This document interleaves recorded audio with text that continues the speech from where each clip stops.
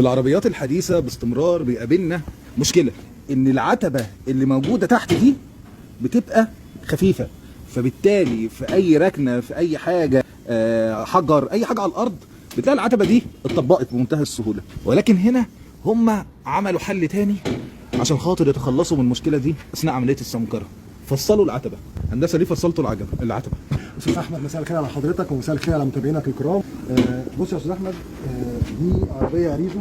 العتبه بتاعتها بتبقى السماكه بتاعتها 8/10، ودي سماكه الصاج بتاع العربيه 8/10 مللي. بالظبط. للاسف يعني الحمد لله رب العالمين، يعني ربنا يعفو عن صاحب العربيه. يعني العربيه دي عملت حادث. تمام. حصل ان العتبه دي حصل فيها قطع، مش مجرد خبط.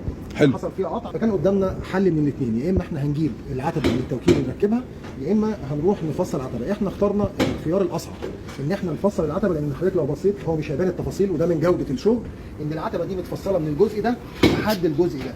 حلو قوي. العتبه دي مش متغيره كده. ليه احنا فصلنا العتبه؟ احنا استخدمنا صاج 1 مللي، وده بتبقى الصلابه بتاعته اقوى بكتير من العتبه الاصليه، فبالتالي هتكون بعد كده في الاحتكاك اثناء السير هتكون قوه التصادم مع الصاج هتكون اقوى، هتبقى افضل يعني. بالظبط.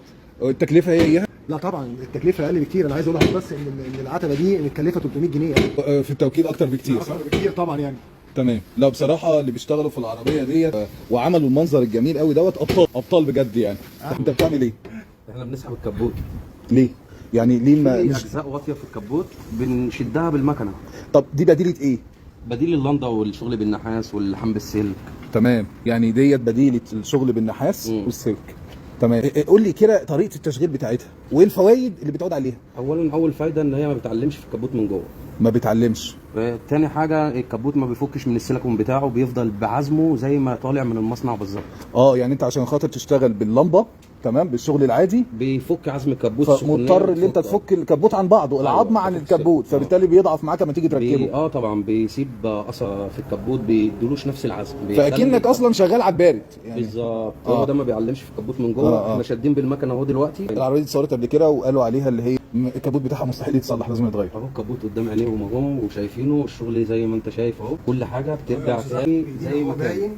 الله يبارك لك. الله يبارك. ما فيش اي حاجه. الحاجه الاحلى ان انت لما تفتح الكبوت ما بتلاقيش اي اثار من الشغل اللي احنا عملناه. تمام. اشكر حضرتك اشكرك يا باشمهندس خالد. شكرا يا هندسه. شكرا ليك. مع السلامه.